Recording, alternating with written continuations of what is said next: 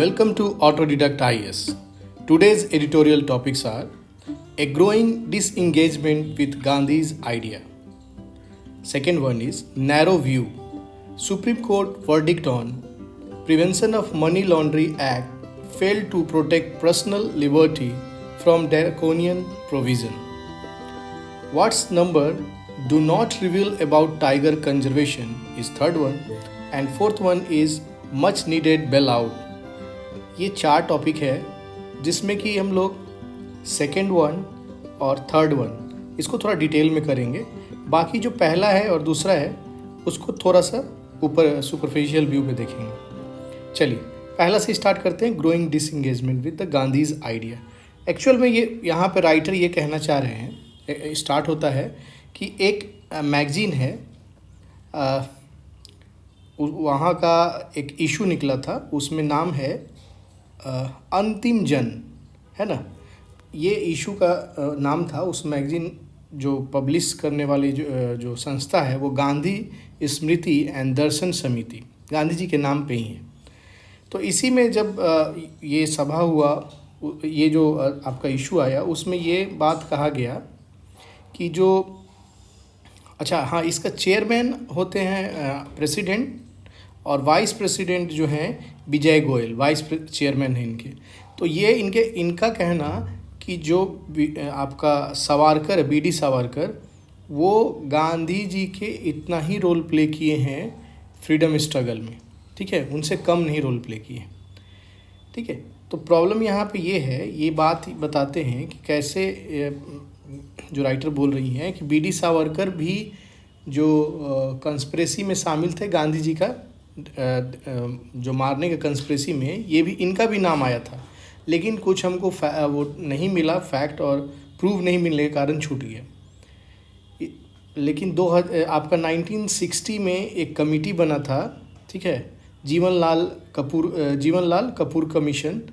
वो इस चीज़ को बात किया कि ये कंस्पिरेसी में है, इसमें कोई दो राय नहीं है, मतलब वो कंस्पिरेसी में थे, ये इस अपने तथ्य से ये बताया। तो एक तरह से आप ये बताना चाह रहे हैं कि जो आदमी उनके डेथ के लिए जिम्मेवार है, उसको आप गांधी जी के बराबर लाके खड़ा कर रहे हो। तो एक तरह से जो गांधी जी का आइडिया था वो पूरा का पूरा आप डिमोलिश कर रहे हो। गांधी जी का आइडिया था कि टॉलरेंट समाज हो, ठीक है ना। ऐसे इसमें एक और नाम यहाँ पे यूज किया गया है कि जो फंडामेंटल, ये जो कराची सेशन था, कराची सेशन जो था, उसमें जो फंडामेंटल रेजोल्यूशन पास हो रहा था, तो उसमें गांधी जी का कहना था कि जो रिलीजियस टॉलरेंस और religious neutrality of state should be there, वो होना ज़रूरी है, ठीक है।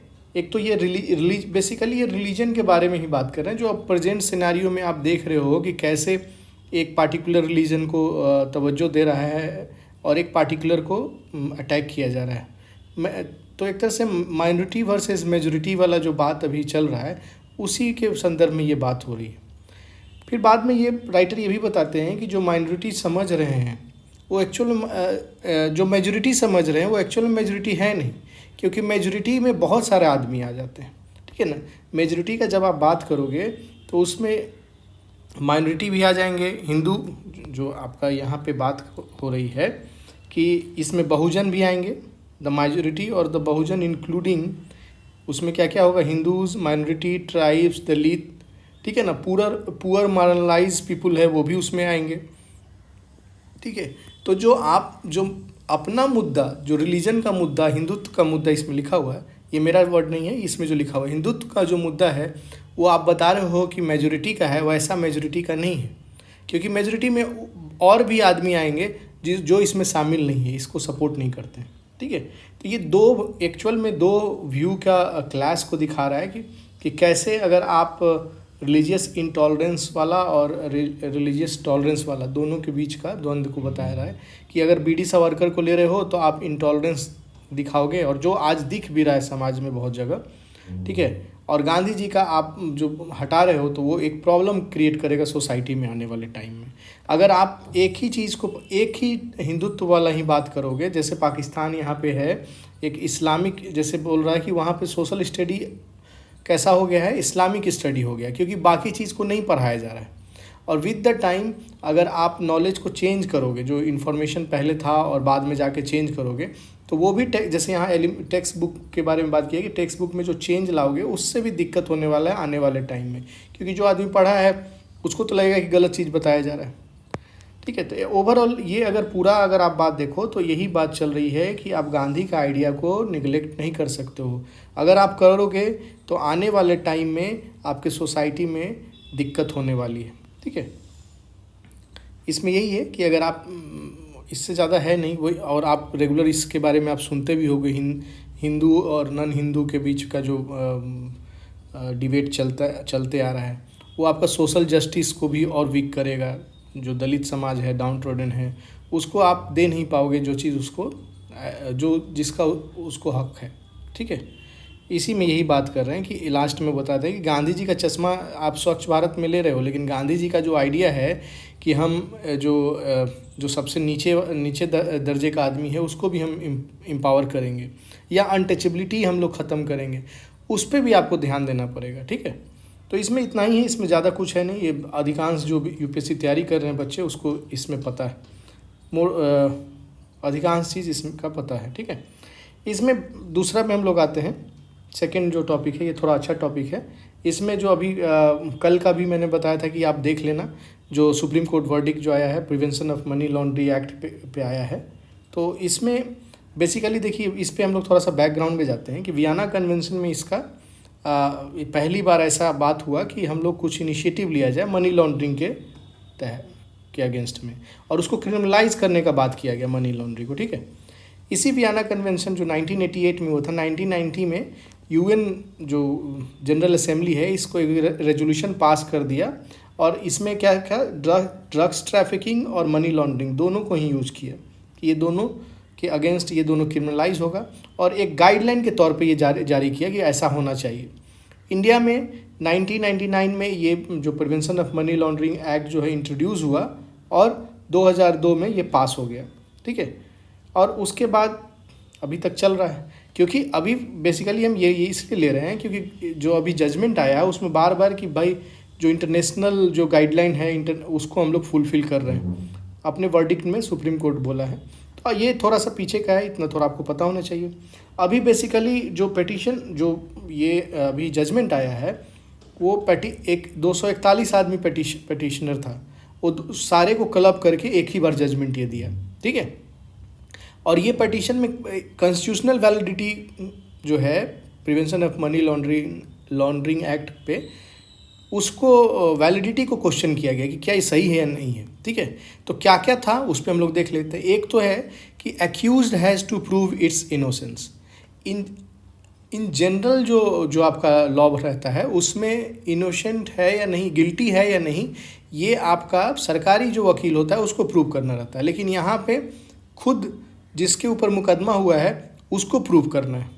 ठीक है, तो एक इस पे इसका वैलिडिटी पे बात चल रहा है। दूसरा है इन्फोर्समेंट केस इन्फॉर्मेशन। अच्छा, एक है ECIR बोलते हैं, इन्फोर्समेंट केस इन्फॉर्मेशन रिपोर्ट होता है। तो ये बोला गया कि आप ये जो इन्फॉर्मेशन इसको प्रोवाइड करवाना चाहिए। पिटिशनर का मांग था कि जो आप केस बनाते हो वो आप पहले जब आप अरेस्ट करने जाते हो तो आप उसको बताओ, और ये वाला जो बनाए हो रिपोर्ट उसको दो। तो सुप्रीम कोर्ट का इसका मानना है कि भाई आपको जो ECIR है वो FIR के बराबर आप मत मानिए। ठीक है, ये वहाँ जो है जब आपको अरेस्ट किया जाता है उस समय सिर्फ ये बता दिया जाएगा कि आपको क्यों अरेस्ट किया जा रहा है, वही काफ़ी है। सुप्रीम कोर्ट का अभी में इस पॉइंट पे यही तर्क रखा गया है। अच्छा, ये अलग अलग सेक्शन है, ये सारा जो 5-6 है ना, ये prevention of money laundering act का अलग अलग सेक्शन है। सेक्शन मान लो कि 43, सेक्शन 3, सेक्शन 5, तो हम उसको यूज़ नहीं किए, उसका यूज़ होगा नहीं आपके UPSC और खास कर PCS वाले में नहीं यूज़ होगा। ठीक है, तो हम इसको नहीं यूज़ किए। ठीक है, थर्ड पॉइंट था, आपको याद रखना होगा किस किस पॉइंट पे बात चल रही है। एक तो इनोसेंस प्रूफ करने वाला, एक FIR और ECIR वाला एक है। अगला है कि no person accused of offence shall be compelled to to be witness against himself. आपको पता है आर्टिकल 20 का 3 सेक्शन 3, ठीक है ना, ये इसमें ये बात करता है कि हम ही को पकड़ के ले जा रहे हो और हम ही को विटनेस बना रहे हो, ये पॉसिबल, ये आर्टिकल 20 में हमारा फंडामेंटल राइट में है। तो इसी का पिटिशनर बोलता है कि ये मेरा फंडामेंटल राइट का हनन है, ठीक है। तो इसमें ये जो राइट, जो आपका सुप्रीम कोर्ट का वर्डिक्ट है, बोला है कि नहीं, ये ज़रूरी है, ठीक है ना, कि ये जो है ये ज़रूरी है इस चीज़ को, मतलब prevention of money laundering act को बरकरार रखने के लिए। हाँ, और ये जो एक्यूज्ड है वो इनिशियल फेज़ में आपको वो ले सकता है, इनिशियल फेज़ में ये जो राइट रिटर्न में ले सकता है, लेकिन बाद में जब आपका इंट्रोगेशन होता है उस समय में आपको ये जो एक्यूज़ को इन्फॉर्मेशन देना रहता है वो वैलिड नहीं होगा। मतलब इनिशियल फेज़ में ये वैलिड है कि हाँ सही है, करना ही कर सकता है, लेकिन बाद में जब उसका इन्वेस्टिगेशन होगा तो कोई ज़रूरी नहीं है कि हम उसको विटनेस के तौर पे रखेंगे। चौथा बात किया है पावर टू, ये जो है सर्च, अरेस्ट, अटैच्ड, ये सब वाला जो बात है, इस पे भी एक था। इसमें बेसिकली आपका ये वाला पार्ट है अटैच्ड वाला। इसमें ये क्या है कि अगर चाहेगा ईडी तो आपको, जैसे अभी इन्वेस्टिगेशन स्टार्ट भी नहीं हुआ हो और आपका कोई प्रॉपर्टी को वो जब्त कर सकता है। उसको ये लग सकता है कि बाद में हम ये नहीं कर पाएंगे, रिकवर नहीं कर पाएंगे, इसीलिए इसको हम जब्त करके रख लेते हैं। तो इस पे भी चैलेंज था कि बिना इन्वेस्टिगेशन किए हुए आप कैसे रख सकते हो, ठीक है।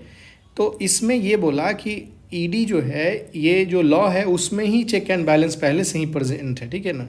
चेक एंड बैलेंस जो है पहले से प्रेजेंट है कि जैसे कि उसमें अगर कोई अगर ऑफिसर इसको लेता है तो उसमें एक जो एडजुकेटिंग अथॉरिटी होता है उसको 180 दिन में उस पर जजमेंट दे देना रहता है कि गलत है, सही है, या छोड़ना होगा, जो भी। तो एक तरह से चेक एंड बैलेंस है इस ऑफिसर के ऊपर, ठीक है।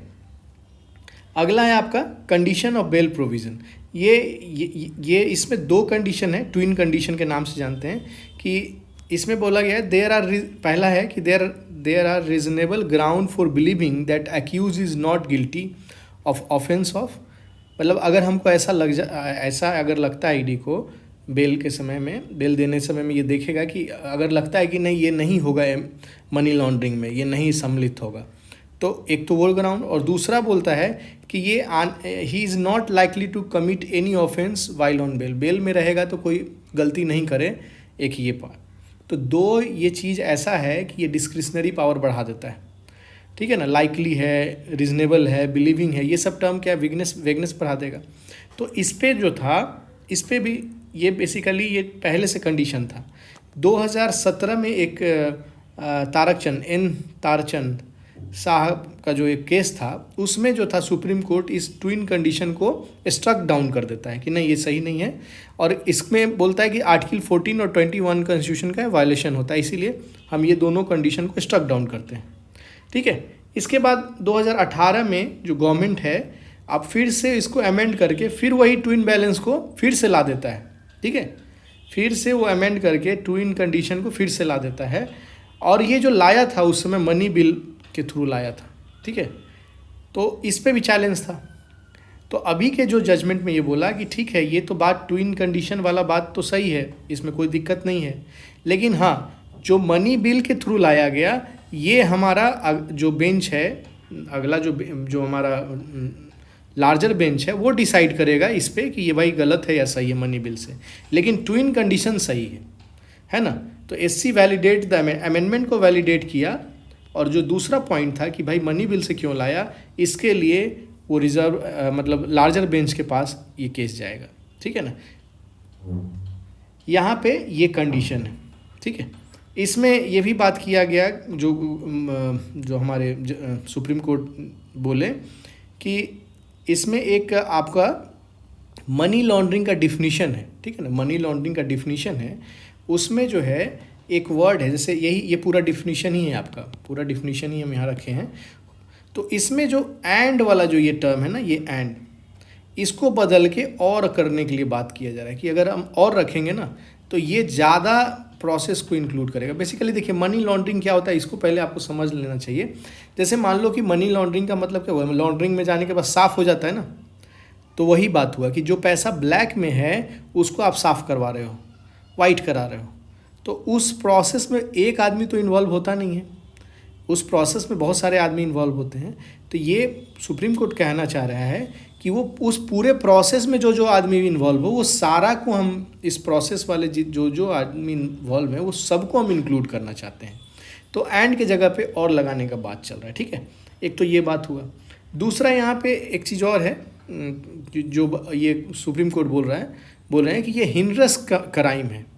जो मनी लॉन्ड्रिंग वाला जो है ये एक तरह से हिनरस क्राइम है, और अगर इसको नहीं टैकल किया जाए तो ये फर्दर हिनरस क्राइम को जन्म देता है, जैसे कि टेररिज्म, ठीक है ना, नारकोटिक्स, ये सब को ठीक है, ये सारा चीज़ को जन्म देगा। तो ये ज़रूरी है कि इसको सही से टैकल किया जाए, ठीक है। इसके बाद इसमें जो काउंटर किया गया इसमें जो इस आर्टिकल में है, अब हम लोग इस पे आते हैं। तो इस आर्टिकल में काउंटर 2-3 जगह पे हुआ है कि भाई जो आप आर्बिट्री अरेस्ट पे जो बात कर रहे हो आजकल आपको देखने को मिल रहा होगा, तो वो कहाँ, इस बात को आप कहाँ मतलब पॉइंट आउट कर पाया। सुप्रीम कोर्ट इस चीज़ को नहीं देखा कि ईडी एक पार्टिकुलर पॉइंट मतलब ओपोजिशन को ही क्यों टारगेट कर रहा है, ठीक है ना, तो वेंडेटा के तौर पे क्यों यूज हो रहा है, ठीक है। तो इस चीज़ को रिजॉल्व नहीं कर पाया, यही बात इसमें इस पूरे आर्टिकल में यही बात किया गया है कि मान एक बात ये बोला गया कि नो डाउट इस जो एक्ट है ये बहुत अच्छा एक्ट है और ज़रूरी भी है, लेकिन यहाँ पे जो क्राइम होता है जो आपका वो हिनरस क्राइम होना चाहिए। तो उसी के इसमें देखने को मिलता है कि कुछ ऐसा भी क्राइम है, जैसे कि इसमें एक एग्जांपल दिया है कि इसमें बताया था कि कॉपीराइट, ठीक है ना, ट्रेडमार्क इन्फ्रिजमेंट, फ्रॉजरी, चीटिंग, किडनैपिंग, ये सब को भी आप अगर इसी में के अंदर में डाल दोगे मनी लॉन्ड्रिंग एक्ट में तो फिर दिक्कत होगा, ठीक है। इसमें ये बात बताएं। और दूसरा कि आपका सेलेक्टिव अप्रोच अपनाना, सेलेक्टिव अप्रोच सभी को पता है सेलेक्टिव अप्रोच जो है, और misuse and selective approach by executive, है ना, एग्जीक्यूटिव ही तो गाइड करता है उसको। तो ये इस आर्टिकल में अपना कंसर्न रेज किए हैं जो राइटर हैं। अगला आइए हम लोग इसमें है what number do not reveal about the tiger conservation. अभी आपका ग्लोबल टाइगर डे था, आज है 29 तारीख को। तो इसी में बताया कि हम लोग बहुत खुश हो रहे हैं कि टाइगर का नंबर बढ़ रहा है, लेकिन टाइगर का नंबर बढ़ना जैसे increase in tiger number is not enough to prevent their extinction मतलब ख़त्म होना। ये इसमें पूरा इसी पे बात चल रहा है कि भाई हम लोग खुश तो हो रहे हैं, लेकिन इसके अलावा और भी काम करना होगा जिससे कि हम इसका एक्सटिंक्शन को रोक सकते हैं, ठीक है। तो ये स्टार्ट करती है कि कुछ फाइंडिंग से कि भाई जो पॉपुलेशन जो अभी है मतलब टाइगर का है या कोई टाइगर का जो पॉपुलेशन है उसको should be part of larger landscape with other such population that are connected.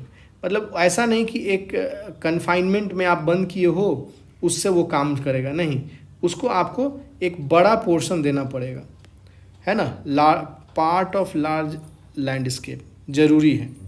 और इसमें ये बात 2 पॉइंट इससे निकालें क्यों ज़रूरी है। एक तो पहला बोला कि अगर छोटा पॉपुलेशन रहेगा तो रैंडम इवेंट को या रैंडम चेंज को वो झेल नहीं पाएगा। जैसे ये क्या कॉज कर सकता है कि जो एडवांटेजियस जेनेटिक वेरिएंट है वो लूज़ कर सकता है और डिटरमेंटल जेनेटिक वेरिएंट है वो इंक्रीज कर सकता है, ठीक है, जिसके कारण मतलब उसको हानि हो सकता है। इसी को बोलते हैं जेनेटिक ड्रिफ्ट, ठीक है ना, इस टर्म को कि भाई जो हमको फ़ायदा करने वाला जीन था वो ख़त्म हो गया और जो हमको हानि करने वाला था जीन वो आ गया, बढ़ जाए, तो इसको बोलते हैं जेनेटिक ड्रिफ्ट। एक तो अगर छोटा पॉपुलेशन होगा तो जेनेटिक ड्रिफ्ट का एक प्रॉब्लम हो सकता है, और दूसरा है कि इनब्रीडिंग का भी इशू आ सकता है, ठीक है ना।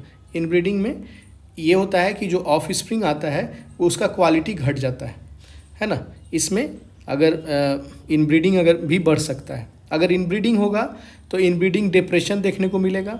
सर्वाइवल रेट जो ऑफ स्प्रिंग आते हैं उसके बाद इनब्रीडिंग के बाद तो उसका घट जाता है, और आपका जो इनब्रीड इंडिविजुअल जो आते हैं और उसका रिप्रोडक्शन कैपेसिटी भी घट जाता है। तो ये प्रॉब्लम है, दो प्रॉब्लम, एक तो जेनेटिक ड्रिफ्ट का और एक इनब्रीडिंग से जो प्रॉब्लम आने वाला है वो।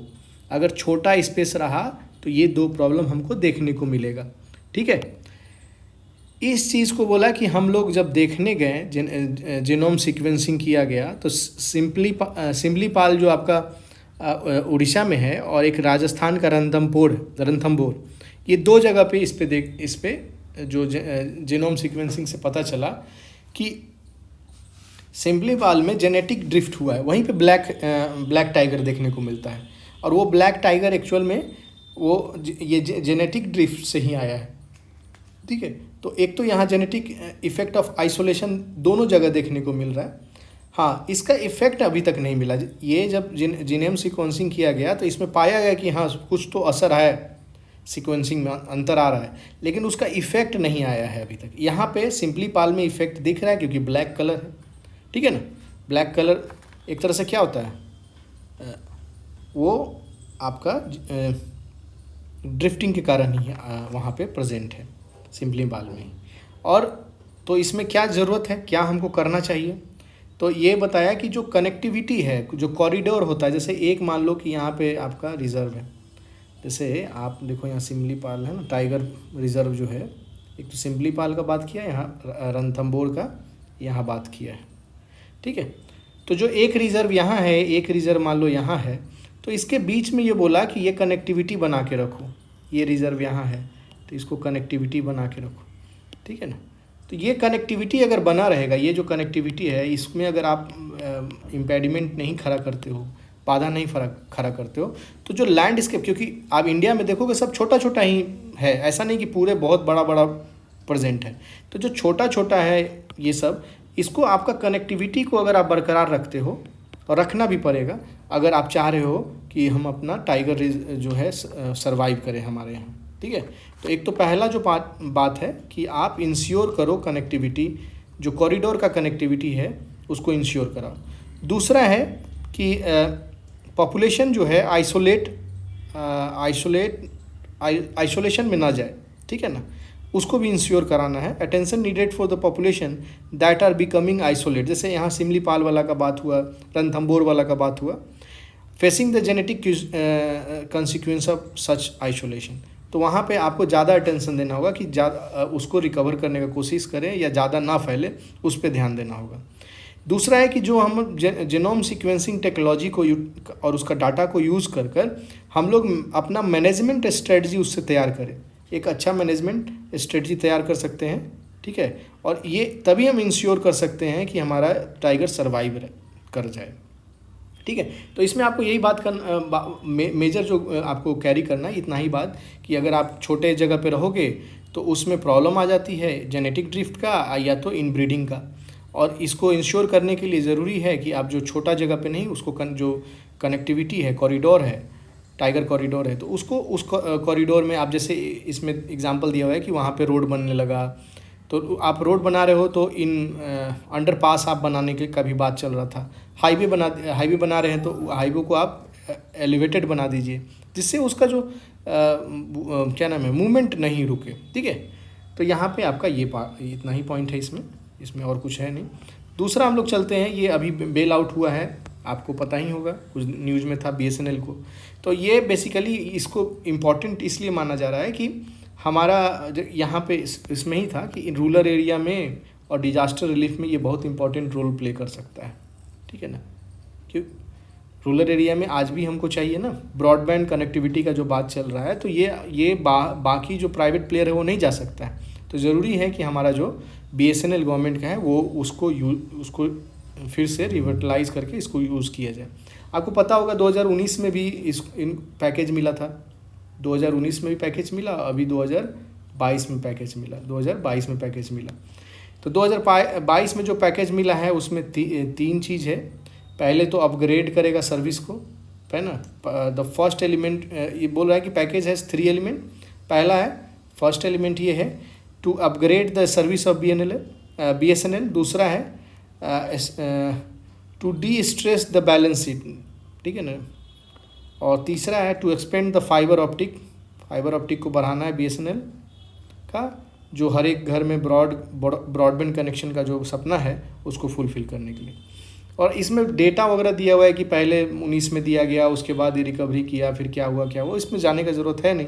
आपको ये पता होना चाहिए कि अभी दिया है और रिवाइवल के लिए इतना पैसा दिया है, प्लस इसमें जो इसका लोन है उसको डी-स्ट्रक्चर कर देगा, है ना, सॉवरेन गारंटी बैकअप से और वायबिलिटी गैप फंडिंग से इसको फिर से इसको एनर्जाइज करने का कोशिश किया जा रहा है। ठीक है, और इसमें कुछ ज़्यादा है नहीं। एक तो आज के लिए इतना ही है।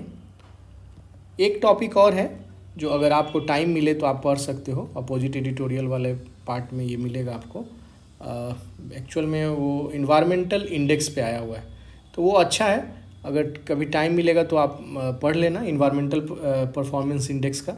नहीं होगा तो फिर हम कभी इसको इसमें ले लेंगे, क्लब कर लेंगे। ठीक है, थैंक यू।